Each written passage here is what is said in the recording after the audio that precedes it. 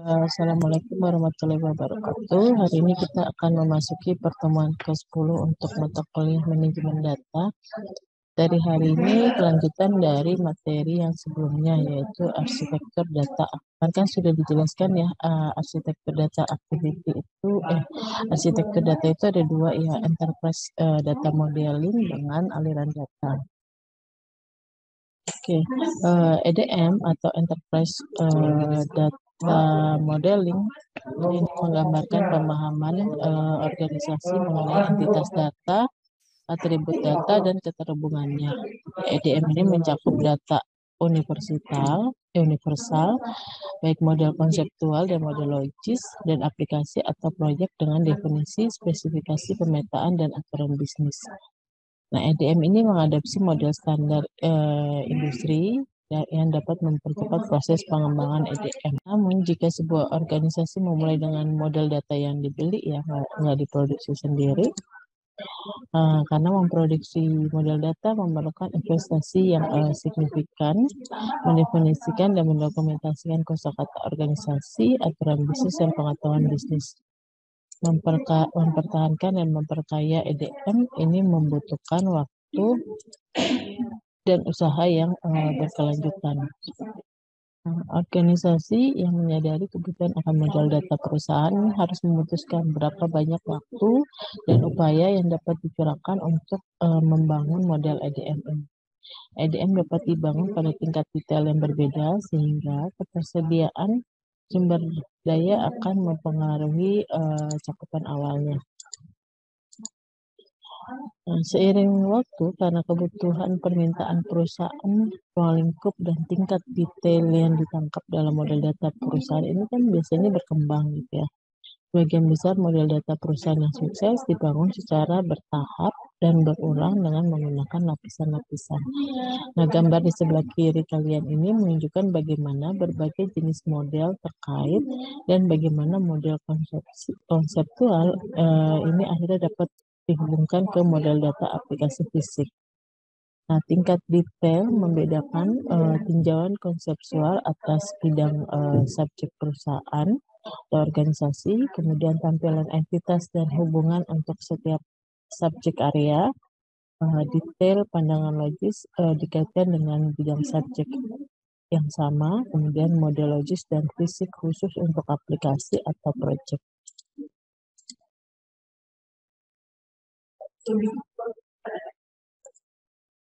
Semua level ini merupakan bagian dari EDM dan keterkaitannya membuat jalur untuk melacak entitas dari atas ke bawah dan antar model pada level yang sama. Nah, ini ada secara vertikal, model di setiap level memetakan ke model di level lain. Istilah model dibuat menggunakan data. Misalnya, tabel atau file mobile device dalam model fisik project ditautkan ke entitas mobile device dalam model logik khusus project, entitas mobile device dalam subjek produk, dan ke entitas produk dalam model konseptual perusahaan. Nah, horizontal ini adalah entitas dan hubungan yang muncul dalam beberapa model di tingkat yang sama.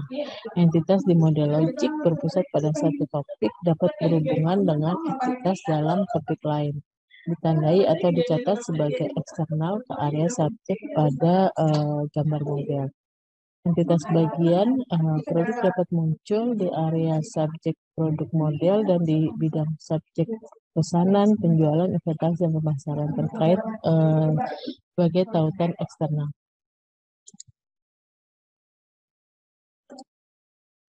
Selanjutnya adalah ini gambar di samping menggambarkan tiga diagram subjek area, masing-masing berisi model data konseptual dengan satu set entitas. Hubungan dapat melintasi batas area subjek. Nah, setiap entitas dalam model data perusahaan harus berada dalam satu subjek area, tetapi dapat dikaitkan dengan entitas di subjek area lainnya. Model data perusahaan konseptual dibangun dengan kombinasi model subjek area. Model data perusahaan atau organisasi dapat dibangun menggunakan pendekatan top-down atau dengan menggunakan bottom-up. Nah, pendekatan top down ini dimulai dengan membentuk subject area, kemudian mengisinya dengan model. Saat menggunakan pendekatan bottom up, subject area didasarkan pada model data yang ada. Model EDM yang dianjurkan dimulai dengan bottom up, menggunakan model yang ada dan menyelesaikan model data perusahaan dengan mengisi model dan mendelegasikan pemodelan subject area ke project. Dan diskriminator subject area yaitu prinsip-prinsip yang membentuk struktur subject area harus konsisten di seluruh data perusahaan. Prinsip-prinsip diskriminator subject area meliputi menggunakan aturan normalisasi, membagi area subjek area dari portofolio sistem yaitu pendanaan, kemudian membentuk subjek area dari struktur tata kelola data dan kepemilikan data menggunakan proses tingkat atas berdasarkan rantai nilai bisnis atau menggunakan kemampuan bisnis berbasis arsitektur perusahaan. Struktur subjek area ini paling efektif untuk pekerjaan arsitektur data jika dibentuk menggunakan aturan normalisasi. Proses normalisasi akan membentuk entitas utama untuk setiap subjek area. Kemudian ini adalah model yang kedua adalah desain aliran data. Aliran data ini menggambarkan bagaimana data bergerak melalui proses dan sistem bisnis. Aliran data dari ujung ke ujung ini akan mengilustrasikan dari mana data berasal, di mana data disimpan dan digunakan, dan bagaimana data diubah saat bergerak di dalam dan di antara beragam proses dan sistem. Analisis garis data dapat membantu menjelaskan keadaan data pada titik tertentu dalam aliran data.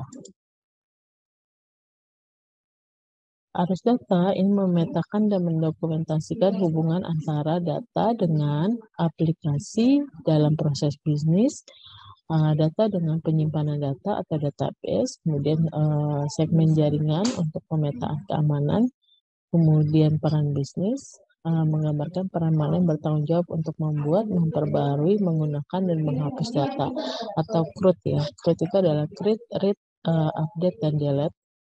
Kemudian lokasi di mana perbedaan lokal terjadi. Aliran data dapat didokumentasikan pada berbagai tingkat detail, subjek area, entitas bisnis, atau bahkan tingkat atribut.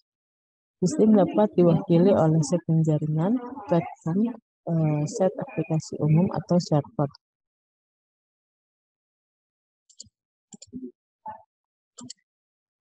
Nah, pada slide ini adalah menggambarkan aliran data dengan menggunakan matriks. Aliran data dapat diwakili oleh matriks 2 dimensi. Matriks memberikan gambaran yang jelas mengenai data apa yang dibuat dan digunakan oleh proses. Matriks menunjukkan kebutuhan data dalam matriks dengan mempertimbangkan data tidak mengalir hanya dalam satu arah, pertukaran data antar proses banyak ke banyak dengan cara yang cukup kompleks, di mana data akan dapat muncul di mana saja. Matriks dapat digunakan untuk memperjelas tanggung jawab akuisisi data, proses dan ketergantungan data antar proses yang meningkatkan dokumentasi proses. Membangun matriks seperti ini adalah model praktek lama dalam pemodelan perusahaan. Diperkenalkan tahun 1980-an oleh IBM dalam metode perencanaan sistem bisnis. Kemudian James Martin ini mempopulerkan dengan metode information system planning. Kemudian ini adalah data flow diagram. Diagram aliran data tingkat tinggi yang menggambarkan jenis aliran data antar sistem. Diagram tersebut dapat dijelaskan dalam banyak format dan tingkat detail. Ya. Data dan arsitektur perusahaan menangani kompleksitas dari kedua sudut pandang. Yang pertama adalah berorientasi pada kualitas, yaitu berfokus pada peningkatan eksekusi dalam siklus pengembangan bisnis dan teknologi informasi, peningkatan kualitas arsitektur secara bertahap, Nah, arsitek ini akan mengingat ya keseluruhan arsitektur dan berfokus pada tujuan jangka panjang yang berhubungan langsung dengan governance atau tata kelola, terus kemudian standarisasi dan pengembangan terstruktur.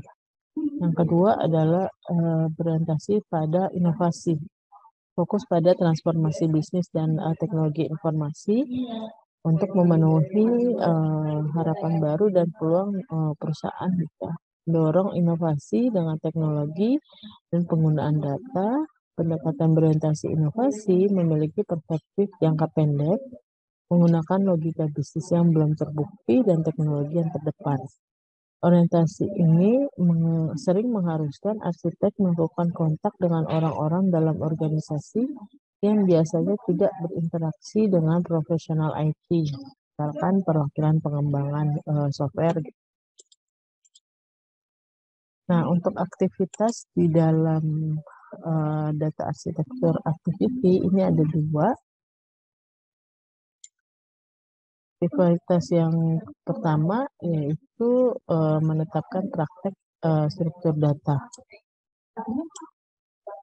Idealnya arsitektur data ini harus menjadi bagian integral dari arsitektur perusahaan. Jika tidak ada fungsi arsitektur perusahaan, nah tim arsitektur data masih dapat dibentuk.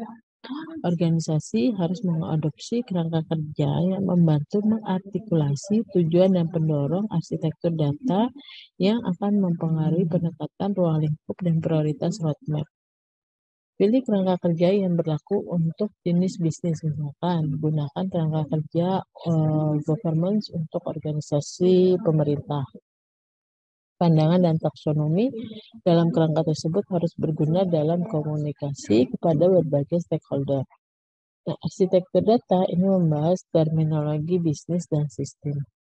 Arsitektur data memiliki hubungan yang erat secara inheren dalam arsitektur bisnis. Praktek arsitektur data mencakup aliran kerja baik secara serial maupun secara paralel. Antara lain strategi itu memilih kerangka kerja, menyatakan pendekatan, mengembangkan roadmap. Penerimaan dan budaya menginformasikan dan memotivasi perubahan perilaku. Kemudian ada organisasi mengatur pekerjaan arsitektur data dengan menetapkan akuntabilitas dan tanggung jawab. Metode kerja ini menetapkan praktik terbaik dan melakukan pekerjaan arsitektur data dalam pengembangan proyek berkoordinasi dengan arsitektur perusahaan. Kemudian menghasilkan artefak arsitektur data dalam roadmap secara keseluruhan. Arsitektur data perusahaan juga mempengaruhi batasan ruang lingkup proyek dan rilis sistem. Yang pertama adalah mendefinisikan persyaratan data proyek. Jadi arsitek data menyediakan persyaratan data perusahaan untuk proyek, meninjau desain data proyek. Setiawan desain memastikan bahwa data konseptual, logis, dan fisik model konsisten dengan arsitektur dan mendukung strategi organisasi jangka panjang.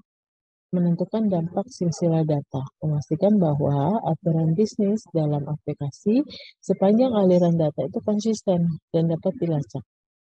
Kemudian adanya kontrol replikasi data. Replikasi ini adalah cara umum untuk meningkatkan kinerja aplikasi dan membuat data lebih mudah tersedia, tapi juga membuat inkonsistensi di dalam data. Arsitektur data governance memastikan bahwa kontrol replikasi ini memadai, baik metode dan mekanismenya tersedia untuk mencapai konsistensi yang dibutuhkan. Tidak semua aplikasi membutuhkan konsistensi yang ketat. Kemudian menegakkan standar dari arsitektur data, merumuskan dan menegakkan standar untuk siklus hidup arsitektur data perusahaan. Standar dapat dinyatakan sebagai prinsip dan prosedur, pedoman dan blueprint dengan ekspektasi kepatuhan. Yang terakhir adalah memandu teknologi data dan keputusan pembaruan. Arsitektur data bekerja dengan arsitek perusahaan untuk mengelola versi, patch, dan kebijakan teknologi data yang digunakan untuk setiap aplikasi sebagai roadmap data. Jadi kita dengarkan aja dulu ya.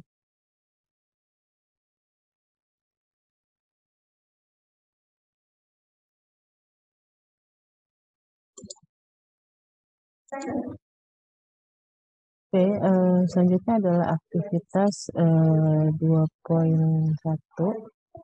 Itu ini mengevaluasi spesifikasi arsitektur data yang ada. Jadi setiap organisasi ini memiliki bentuk dokumentasi untuk sistem yang ada, identifikasi dokumen-dokumen, dan evaluasi keakuratan, kelengkapan, dan tingkat detail. Nah, bagian dari aktivitas yang di atas ini ada aktivitas mengembangkan roadmap. Nah, jika suatu perusahaan dikembangkan dari awal gitu ya, bebas dari ketergantungan yang ada pada proses yang ada, nah, arsitektur yang optimal hanya akan didasarkan pada data yang diperlukan untuk menjalankan perusahaan. Prioritas akan ditetapkan oleh strategi bisnis dan keputusan dapat dibuat tanpa beban masa lalu. Bahkan dalam situasi yang ideal, ketergantungan data akan muncul dan perlu dikelola. Jadi, roadmap ini akan menyediakan sarana untuk mengelola dependensi dan membuat keputusan yang berwawasan ke masa depan gitu ya. Roadmap membantu organisasi melihat pertukaran dan merumuskan rencana pragmatis selaras dengan kebutuhan dan peluang bisnis, persyaratan eksternal, dan sumber daya yang tersedia. Roadmap arsitektur data perusahaan ini menjelaskan jalur pengembangan arsitektur selama 3-5 tahun. Bersama dengan persyaratan bisnis, mempertimbangkan kondisi aktual dan penilaian teknis, roadmap menggambarkan bagaimana arsitektur target menjadi kenyataan. Roadmap arsitektur data perusahaan ini harus diintegrasikan ke dalam roadmap arsitektur perusahaan secara keseluruhan yang mencakup pencapaian tingkat tinggi, sumber daya yang dibutuhkan, dan perkiraan biaya, kemudian dibagi dalam aliran kerja sesuai kemampuan bisnisnya. Roadmap ini harus dipandu oleh penilaian kematangan manajemen data. Sebagian besar kemampuan bisnis memerlukan data sebagai input, yang lain juga menghasilkan data yang bergantung pada kapabilitas bisnis lainnya. Arsitektur perusahaan dan arsitektur data perusahaan ini dapat dibentuk secara koheren dengan menyelesaikan aliran data dalam rantai ketergantungan antara kemampuan bisnis. Nah, roadmap berbasis data dimulai dengan kemampuan bisnis yang paling independen, yaitu memiliki ketergantungan paling sedikit dari aktivitas lainnya, dan diakhiri dengan kemampuan bisnis yang paling bergantung pada orang. Berurusan dengan setiap kemampuan bisnis secara berurutan akan mengikuti urutan organisasi data bisnis secara keseluruhan. Nah, gambar yang di slide ke-15 ini adalah contoh rantai ketergantungan dengan ketergantungan terendah di atas. Manajemen produk dan manajemen pelanggan tidak bergantung pada hal lain, dan dengan demikian merupakan data induk. Jadi data induk adalah manajemen produk dan manajemen pelanggan. Ketergantungan tertinggi ada di bagian bawah, di mana manajemen faktor pelanggan bergantung pada manajemen pelanggan dan manajemen pesanan penjualan yang akan bergantung pada dua lainnya. Kemudian aktivitas selanjutnya adalah mengelola persyaratan perusahaan dalam proyek. Nah, arsitektur tidak boleh terkunci pada batasan-batasan yang berlaku pada saat ia dikembangkan. Model data dan spesifikasi lain yang menjelaskan arsitektur data organisasi harus fleksibel untuk mengakomodasi kebutuhan yang akan datang. Model data pada tingkat arsitektur ini harus memiliki pandangan global perusahaan bersama dengan definisi yang jelas yang dapat dipahami di seluruh organisasi. Proyek pengembangan menerapkan solusi untuk menangkap, menyimpan, mendistribusikan data berdasarkan kebutuhan bisnis dan standar yang ditetapkan oleh arsitektur data perusahaan. Proses ini menurut Suprapto dilakukan secara bertahap. Pada tingkat proyek, proses menentukan persyaratan melalui model data dimulai dengan tinjauan kebutuhan bisnis. Seringkali kebutuhan ini akan spesifik untuk tujuan proyek dan tidak akan memiliki implikasi perusahaan. Proses tersebut harus tetap mencakup pengembangan definisi istilah dan aktivitas lain yang mendukung penggunaan data. Ketika spesifikasi proyek selesai, arsitektur data ini harus menentukan apakah entitas seluruh perusahaan yang dipresentasikan dalam spesifikasi sesuai dengan standar yang telah disepakati. Entitas apa yang harus disertakan dalam arsitektur data perusahaan secara keseluruhan? Apakah entitas dan definisi dalam spesifikasi ini perlu digeneralisasi atau ditingkatkan untuk menangani tren masa depan? Apakah arsitektur pengiriman data baru ditunjukkan atau apakah akan mengarahkan pengembang ke arah penggunaan kembali? Kegiatan terkait proyek arsitektur data perusahaan meliputi menentukan ruang lingkup. Jadi kita harus memastikan ruang lingkup dan antarmuka selaras dengan model data perusahaan. Memahami kontribusi potensial proyek terhadap arsitektur data perusahaan secara keseluruhan, sehubungan dengan apa yang proyek akan buat, model dan desain, serta komponen apa yang harus dapat digunakan kembali. Proyek perlu menentukan ketergantungan dengan stakeholder di luar lingkup proyek, seperti proses hilir. Artefak data yang ditentukan oleh proyek dapat dibagikan dan digunakan kembali, perlu dimasukkan ke dalam model data logis perusahaan dan repositori yang ditentukan. Yang kedua adalah memahami persyaratan bisnis. Menangkap persyaratan bisnis terkait data seperti entitas, sumber ketersediaan, kualitas, dan memperkirakan nilai bisnis untuk memenuhi persyaratan. Yang ketiga adalah desain. Bentuk spesifikasi target terperinci termasuk aturan bisnis dalam efektif siklus hidup data. Memvalidasi hasil bila diperlukan memenuhi kebutuhan untuk model standar yang diperluas dan ditingkatkan. Model data logis perusahaan dan repositori arsitektur perusahaan ini adalah tempat terbaik bagi arsitek data project untuk melihat dan menggunakan kembali konstruksi yang dapat dibagikan di seluruh perusahaan, meninjau dan menggunakan standar teknologi data. Yang ketiga adalah menerapkan. Ini ada 3 timing ya, pada saat kita membeli, pada saat menggunakan kembali data, dan pada saat membangun.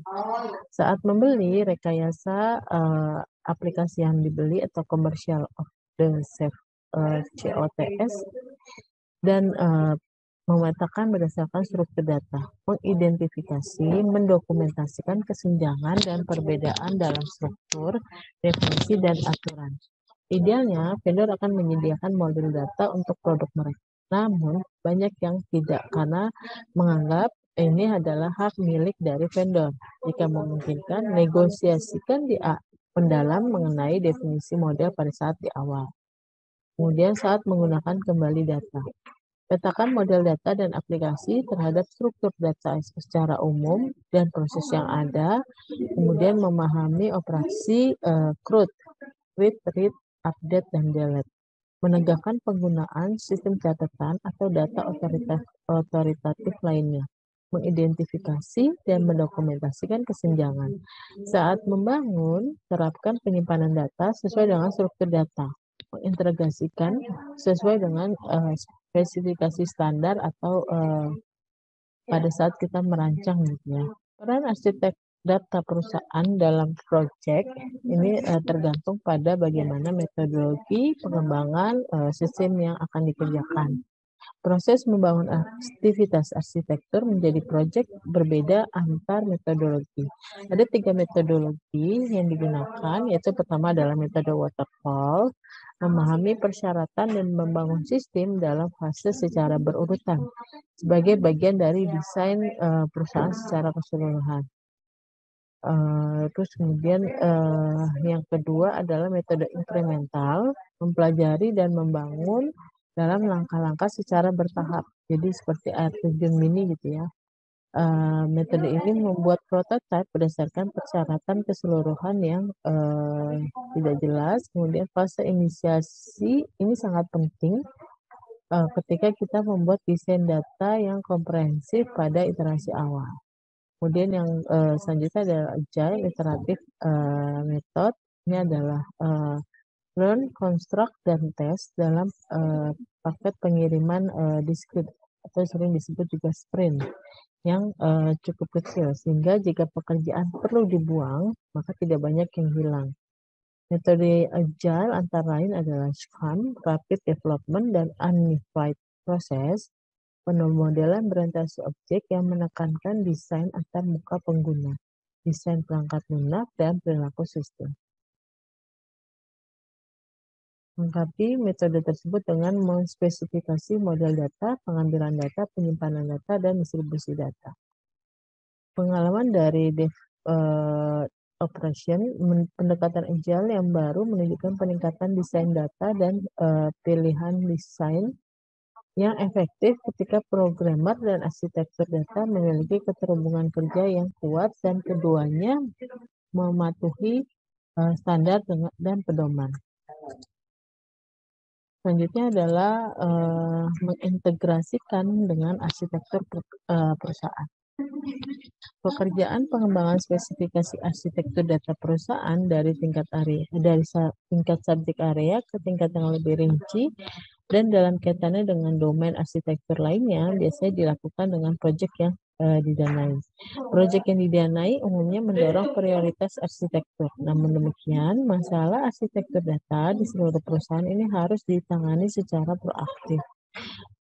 Arsitektur data ini dapat mempengaruhi ruang lingkup proyek. Oleh karena itu, yang terbaik adalah mengintegrasikan masalah arsitektur data perusahaan dengan manajemen portofolio proyek.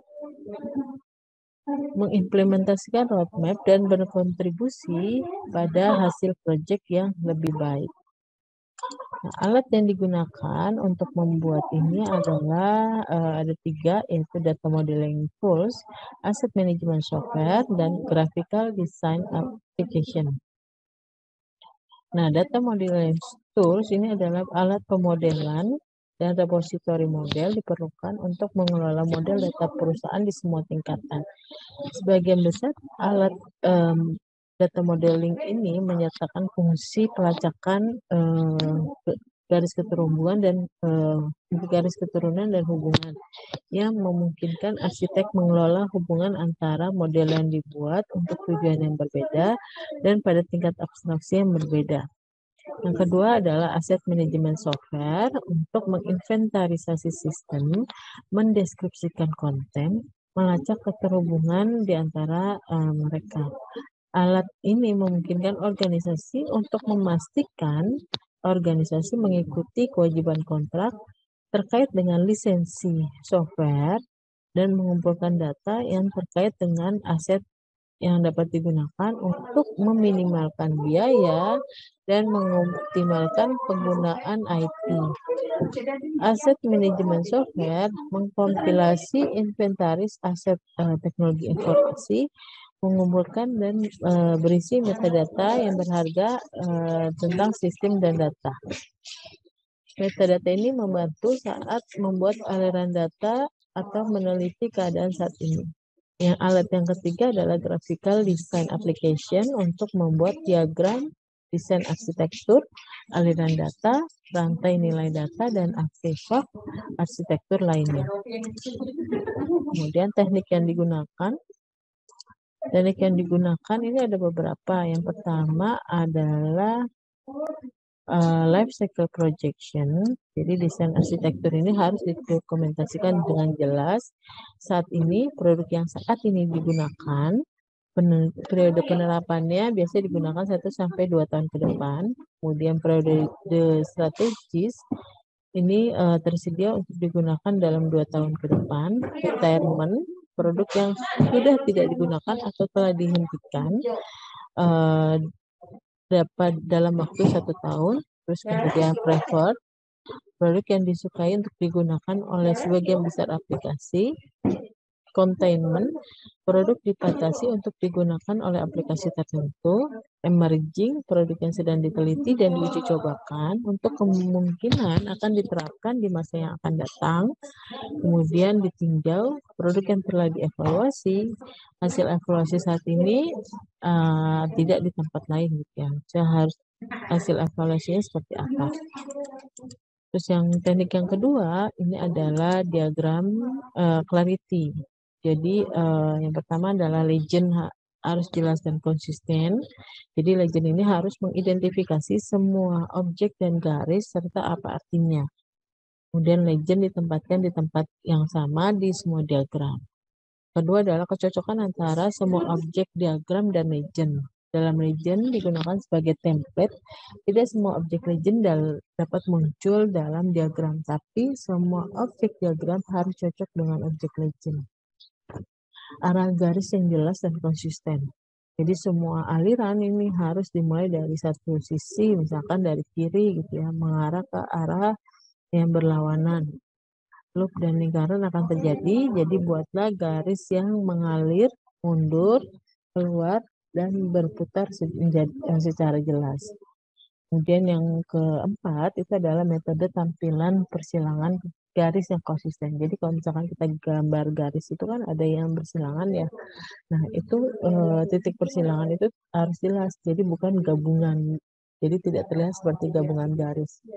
Kemudian atribut objek ini harus konsisten. Setiap perbedaan dalam ukuran, warna, ketebalan garis itu harus konsisten. Kemudian ada simetri linier. Diagram dengan objek yang ditempatkan di dalam garis dan kolom lebih mudah dibaca daripada dengan ketika kita menempatkannya secara acak. Nah, pedoman pelaksanaan arsitektur data ini mengenai artefak, aktivitas, dan perilaku. Penerapan arsitektur data perusahaan ini adalah mengorganisir tim dan forum arsitektur data perusahaan. Memproduksi versi awal artefak arsitektur data seperti model data perusahaan, aliran data, dan roadmap. Membentuk dan menetapkan cara kerja arsitektur data dalam proyek pembangunan. Menciptakan kesadaran di seluruh organisasi tentang nilai upaya dari arsitektur data. Kemudian ada readiness assessment. Jadi kurangnya dukungan manajemen, setiap reorganisasi perusahaan selama pelaksanaan proyek akan mempengaruhi proses arsitektur. Misalkan pengambilan keputusan, mempertanyakan proses dan tergoda untuk menarik diri dari pekerjaan arsitektur data. Yang kedua adalah tidak adanya catatan pencapaian yang terbukti. Memiliki sponsorship sangat penting untuk keberhasilan, seperti kepercayaan pada saat menjalankan fungsi arsitektur data. Terus yang ketiga adalah sponsor yang mengkhawatirkan. Jika sponsor mengharuskan semua komunikasi untuk melewati mereka, mengidentifikasi orang tersebut tidak yakin akan peran mereka. Memiliki kepentingan selain tujuan proses arsitektur data dan tidak yakin dengan kemampuan arsitektur data. Yang keempat adalah keputusan eksekutif kontraproduktif. Jadi manajemen memahami nilai arsitektur data yang terorganisir dengan baik, tidak tahu bagaimana mencapainya. Rancangan budaya, pertimbangan bagaimana budaya kerja akan berubah dan akan terpengaruh oleh arsitektur data. Pemimpin proyek yang tidak berpengalaman. Pastikan manajer proyek memiliki pengalaman dengan arsitektur data perusahaan, terutama jika proyek memiliki komponen data yang berat. Dominasi tampilan satu dimensi. Kadang pemilik satu aplikasi bisnis cenderung memiliki pandangan tentang arsitektur data tingkat perusahaan secara keseluruhan. Misalkan pemilik sistem ERP dengan mengorbankan yang lebih baik, seimbang, dan lengkap.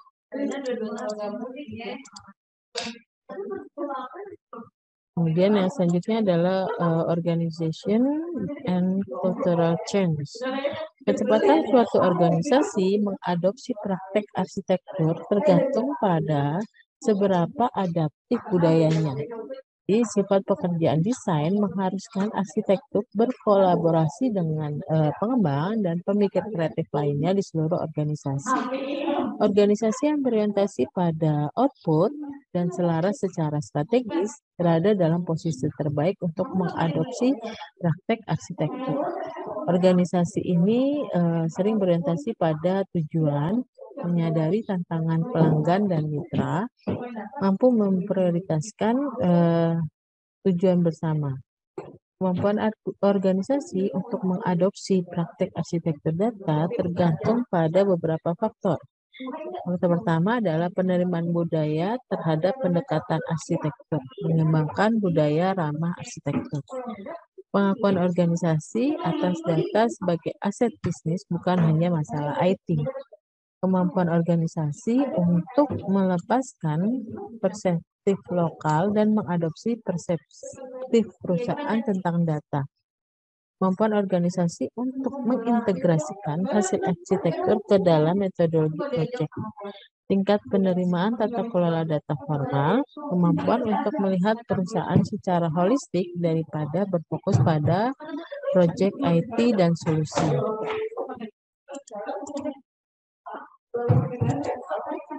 Aktivitas arsitektur data secara langsung ini mendukung penyelarasan dan pengendalian data. Arsitektur data sering bertindak sebagai penghubung bisnis untuk kegiatan tata kelola data. Oleh karena itu, enterprise data arsitektur dan organisasi data governance harus diselaraskan dengan baik. Idealnya, arsitektur data dan data steward ini harus ditugaskan ke setiap subjek area dan ke setiap entitas di dalam subjek area. Pengawasan bisnis harus diselaraskan dengan pengawasan proses, area subjek harus diselaraskan dengan tata kelola proses bisnis karena setiap entitas biasanya sesuai dengan proses bisnis. Tata kelola arsitektur data meliputi mengawasi proyek, memastikan proyek mematuhi arsitektur data, menggunakan dan meningkatkan aset arsitektur, dan menerapkan sesuai standar arsitektur.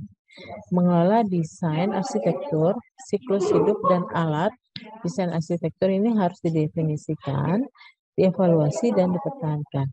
Kemudian yang ketiga adalah mendefinisikan standar, menetapkan aturan, pedoman, dan spesifikasi tentang bagaimana data digunakan di dalam organisasi. Yang keempat adalah membuat artefak terkait dengan data. Artefak memungkinkan kepatuhan terhadap arahan dari tata kelola. Selanjutnya adalah metrik. Metrik kinerja pada arsitektur data perusahaan mencerminkan tujuan arsitektur, kepatuhan arsitektur, tren implementasi, dan nilai bisnis arsitektur data. Metrik arsitektur data sering dipantau setiap tahun sebagai bagian dari kepuasan pelanggan atau satisfaction secara keseluruhan dengan proyek. Antara lain adalah tingkat kepatuhan standar arsitektur. Ini mengukur seberapa dekat proyek mematuhi arsitektur data yang diterapkan dan seberapa baik proyek mematuhi proses untuk terlibat dengan arsitektur perusahaan. Metrik melacak pengecualian proses proyek berguna sebagai sarana untuk memahami hambatan terhadap adopsi. Kemudian tren implementasi.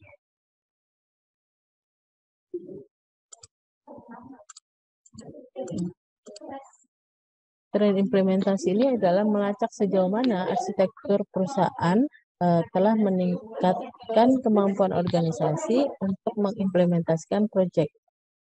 Setidaknya dalam dua jalur.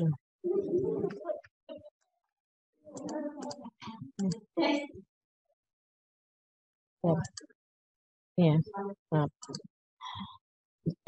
Yang pertama adalah pengukuran penggunaan kembali, penggantian atau retire artifact.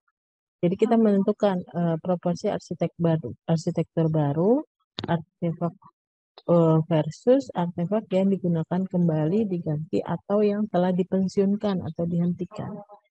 Yang kedua adalah pengukuran efisiensi pelaksanaan proyek, mengukur waktu tunggu untuk proyek, dan biaya sumber daya untuk meningkatkan pengiriman artefak yang dapat digunakan kembali dan artefak pemandu. Terus kemudian pengukuran nilai bisnis. Ini adalah melacak kemajuan, efek dan manfaat bisnis yang diharapkan.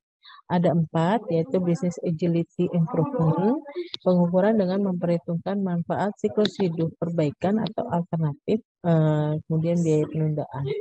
Kemudian ada Business Quality, pengukuran apakah kasus bisnis sepenuhi sebagaimana yang dimaksud, mengukur apakah proyek benar-benar memberikan perubahan yang mengarah pada peningkatan bisnis berdasarkan data yang baru dibuat atau terintegrasi.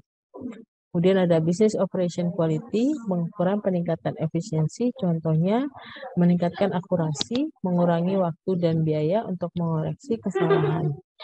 Yang terakhir ini adalah Business Environment Improvement, contohnya peningkatan tingkat retensi klien terkait dengan pengurangan kesalahan data dan pengurangan insiden komentar dari pihak berwenang atas laporan yang dikirimkan. Oke, itu adalah materi yang bisa saya berikan untuk materi pertemuan 10 mengenai arsitektur data activity. Silakan jika ada yang mau ditanyakan.